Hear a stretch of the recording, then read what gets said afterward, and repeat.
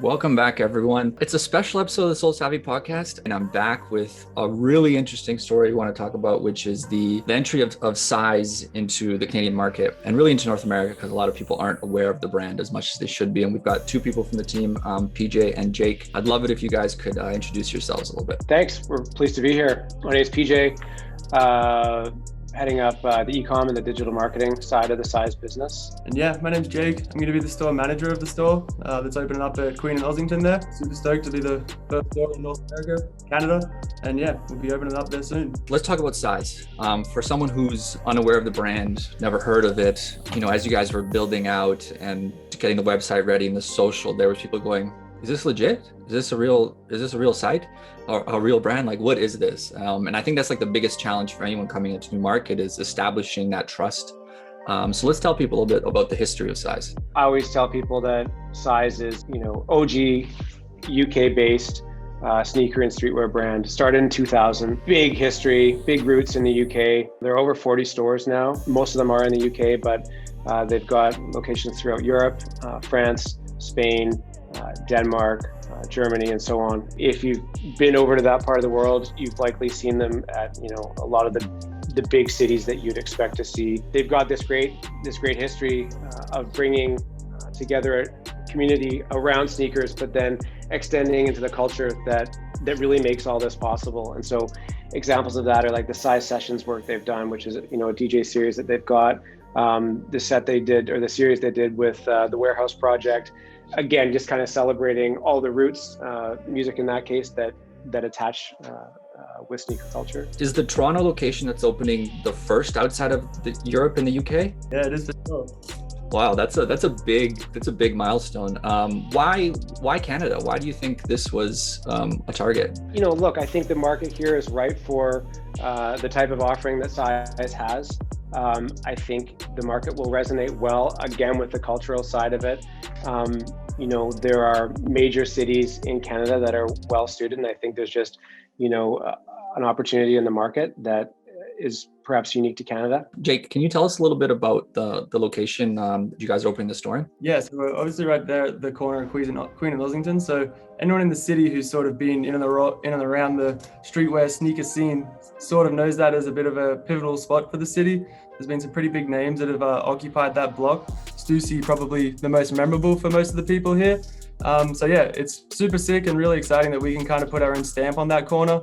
And yeah, create a new sort of legacy, because yeah, it's been a minute since there has been sort of streetwear sneaker sort of action going on in that corner. And yeah, it's obviously we're all pretty excited to be able to put our stamp on it. And this is obviously a twofold approach for the team. It's not just about, the store itself, it's about the e-commerce experience. And how long have you guys been working on this?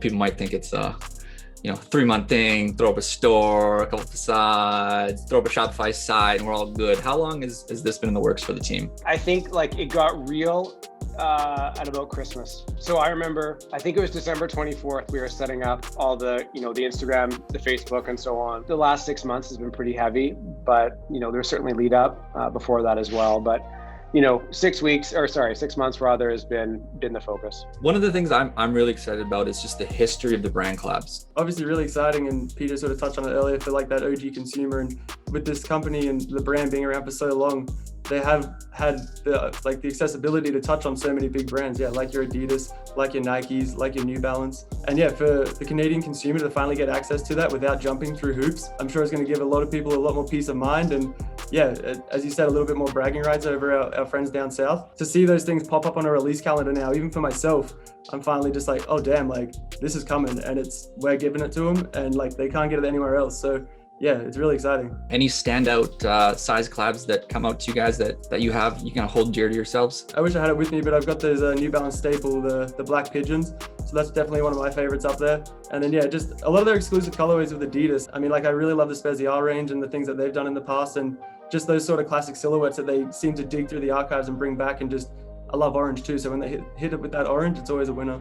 You guys have been through, I think a really busy May campaign of drop after drop, a lot of stuff hitting the site. I have to give a quick shout out for your dedication to bot protection, because it does make shopping for consumers a lot easier. It's been a great experience. I love the website. What can we expect with the store opening in a couple days, day one going forward, what kind of product and curation can we expect in store and online? Online, it will continue, in the direction that we set, the pace that we set in May. I think we've got lots of great releases coming up over the summer. There's still a lot more of our buy to come, and COVID, as we know, affected this whole business with deliveries and so on. So I think everybody can expect a lot of really great products coming down on the e-com side of things. Yeah, I think the word you don't want to say right now is restocks, but sneakerheads everywhere are waiting for those restocks to come through.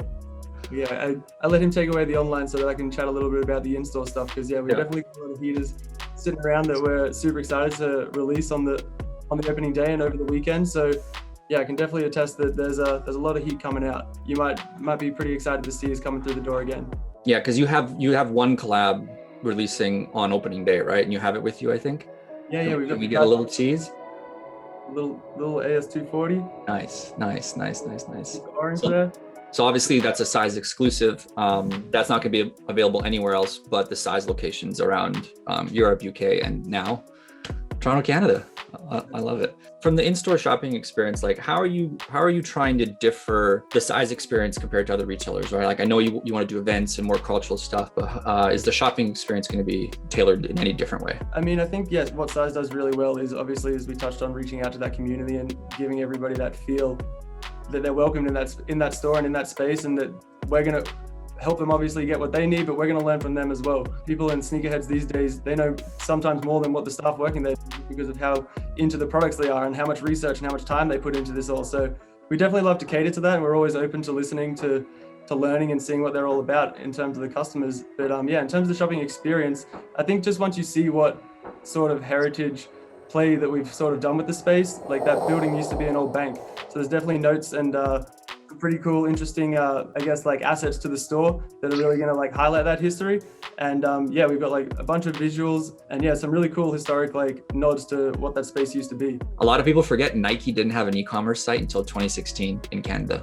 That's insane to have such a major country literally tied to the US not have an e-commerce hub just for a global brand like that is something. So it's great to see size coming here. What's been the biggest challenge of launching the brand or just the entire experience through this? I think, Jake, I'd love to hear your thoughts, from a brick and mortar side. I think from online, what we noticed a lot of is those that know really know. And so we talked about the brand's deep history of collaborations. And so that's been really a great calling card for the last, however many years that a given person's been into this. Past that, though, it's about how do we bring on more customers? How do we bring on those that are, just at the kind of outside of the core, and how do we bring on the rest of these people and show them, this great experience that we've put together, all these cool things that come with it, and so on. And so, just little things like reading through Reddit or reading through social comments. I think you touched on this at the top of the call here is, who are these guys? What's the deal? Is this legit? And then inevitably somebody will be like, yeah, dude, this is legit. And here, check out this post and this and this and this. So we just need to amplify that, 100 times. And grateful here today to be on your platform to help doing that.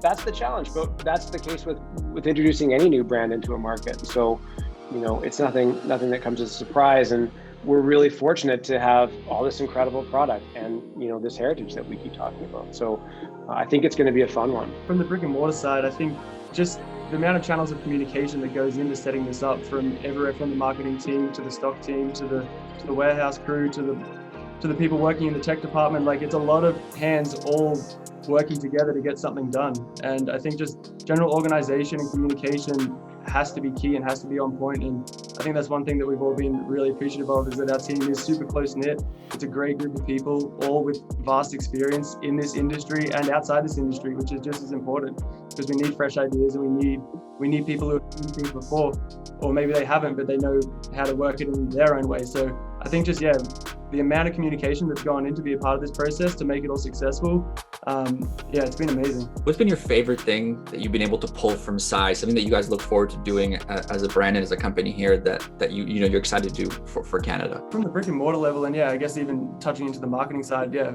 for myself, like the Size Session stuff is so cool.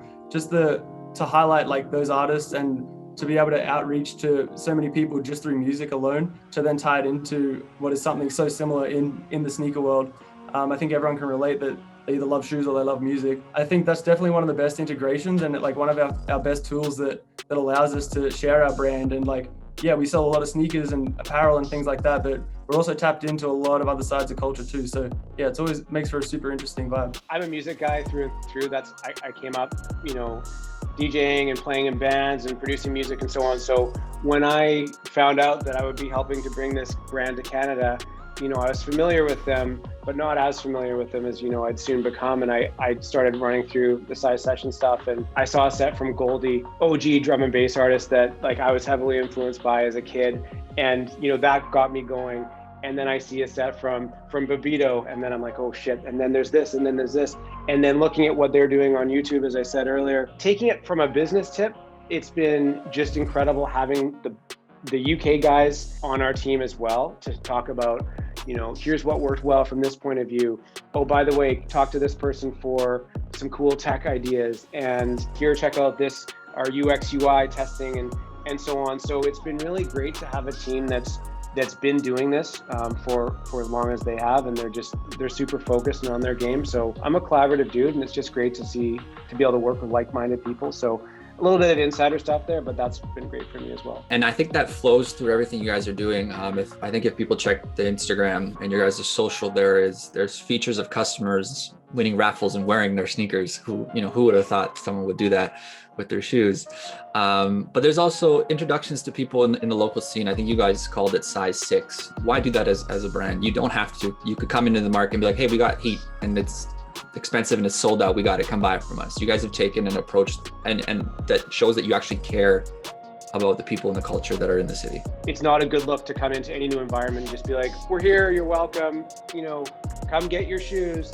It's way more interesting to embrace the culture of wherever you are. And I think, earlier we were talking about the retail setups in Europe, and Jake mentioned that in Toronto they've got, pulling from the heritage of the bank. And so elsewhere, other size locations, they have done a very good job of pulling from the environment that they're in. So they'll reference architectural landmarks in a given city or some other sort of relevant things that are useful just to that particular location. The sneakers aren't the culture, the people are the culture, and you need to help them thrive and enjoy the space. Otherwise you just have a commodity that it loses its luster.